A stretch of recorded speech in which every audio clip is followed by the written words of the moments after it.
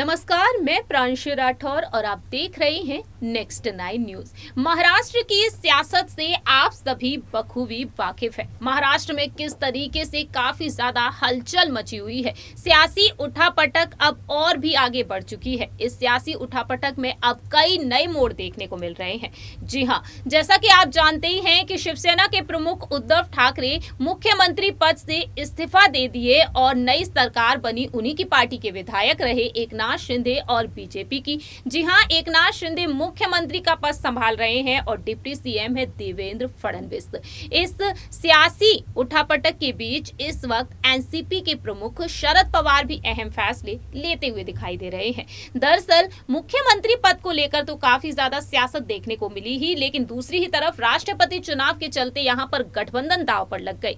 जैसा कि आप सभी जानते ही हैं कि देश की 15वीं राष्ट्रपति द्रौपदी मुर्मू बन चुकी हैं। एनडीए की उम्मीदवार द्रौपदी मुर्मू ने जीत हासिल की 5,77,777 वोट से। और ऐसे में अब देखने को मिल रहा है कि आखिरकार जो टीएमसी के जो प्रमुख हैं, पश्चिम बंगाल की जो मुख्यमंत्री हैं ममता बनर्जी, वह किस तरीके से अब कई फैसलों से पीछे हटती हुई दिखाई दे रही हैं। क्योंकि वजह है अब उपराष्ट्रपति चुनाव को लेकर इस वक्त सियासत काफी ज्यादा तेज हो चुकी है। एक तरफ है एनडीए की तरफ से उम्मीदवार पश्चिम बंगाल के राज्यपाल रह चुके जगदीप धनखड़, वहीं दूसरी ही तरफ यूपीए की तरफ से उम्मीदवार बनाई गई हैं मार्गरेट अल्वा। ऐसे में देखा जाए तो टीएमसी ने ऐलान कर दिया राष्ट्रपति चुनाव के मतगणना के बाद जब जीत नजर आई द्रौपदी मुर्मू की, तब ऐलान कर दिया यहां पर इन नतीजों के सामने आने के बाद कि टीएमसी उपराष्ट्रपति चुनाव में हिस्सा नहीं लेगी, उपराष्ट्रपति चुनाव में वोटिंग नहीं करेगी।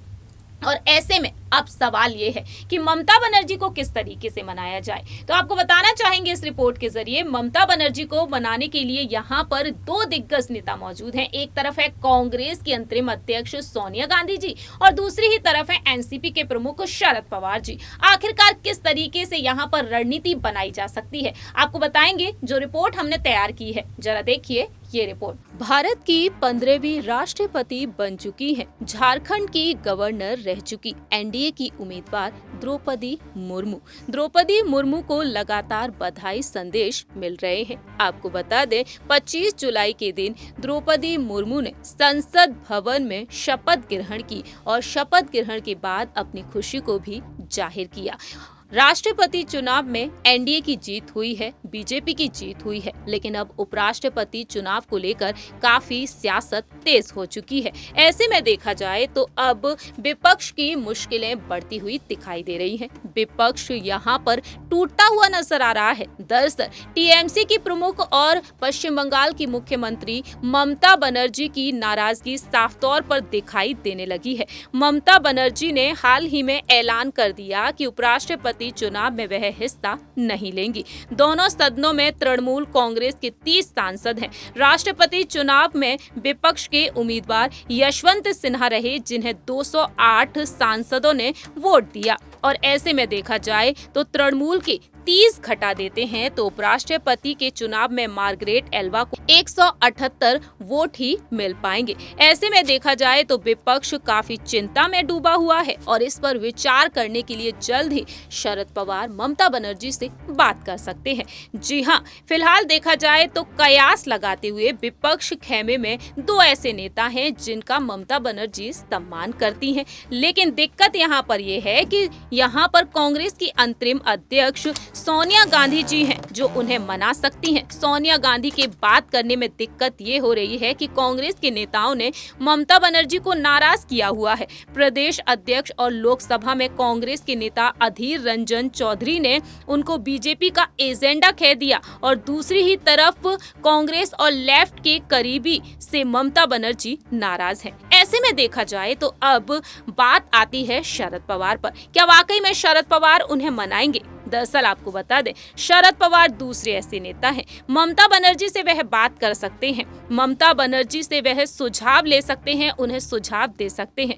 ममता बनर्जी के सुझाव पर ही राष्ट्रपति पद के लिए यशवंत सिन्हा को मैदान में उतारा गया, अनाउंसमेंट की गई। अंदरूनी सूत्रों की माने ये कहा गया है कि मार्गरेट अल्वा का नाम शरद पवार ने तय कराया, उनको शरद पवार का उम्मीदवार बताया जा रहा है। ऐसे में देखा जाए अंदरूनी सूत्रों के मुताबिक शरद पवार ने अपनी तरफ से मार्गरेट अल्वा के नाम का प्रस्ताव दिया, कांग्रेस नेताओं पर दबाव दिया और उनका नाम स्वीकार किया जाए। लेकिन अब बात आती है, क्या वाकई में शरद पवार ममता बनर्जी को मनाएंगे? फिलहाल तो सिर्फ कयास लगा सकते हैं। शरद पवार जल्द ही ममता बनर्जी को फोन भी कर सकते हैं और उन्हें मना सकते हैं कि उपराष्ट्रपति चुनाव में यहाँ पर टीएमसी हिस्सा ले। ये जल्द ही उनसे मुलाकात कर सकते हैं। ये वक्त के साथ ही पता चलेगा आखिरकार क्या कुछ परिणाम देखने को मिल सकते हैं।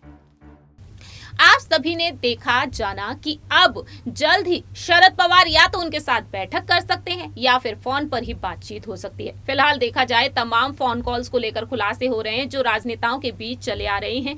अब तक देखा जाए तो ऐसे तमाम खुलासे हो चुके हैं महाराष्ट्र की राजनीति पे, लेकिन अब उपराष्ट्रपति चुनाव के लिए क्या ममता बनर्जी मान जाएंगी? क्या वाकई में शरद पवार यहाँ पर अगर ये फैसला लेते हैं उन्हें मनाने का, तो क्या वाकई में उपराष्ट्रपति चुनाव में ममता बनर्जी और उनकी पूरी ही पार्टी हिस्सा लेगी? ये वक्त के साथ ही पता चलेगा। बताते चले आपको 6 अगस्त के दिन उपराष्ट्रपति चुनाव है और इसी बीच देखने को मिल रहा है महाराष्ट्र में किस तरीके से शरद पवार फैसले ले रहे हैं, किस तरीके से पश्चिम बंगाल में ममता बनर्जी। इस रिपोर्ट में इतना ही। बाकी की तमाम अपडेट्स के लिए आप देखते रहिए नेक्स्ट 9 न्यूज।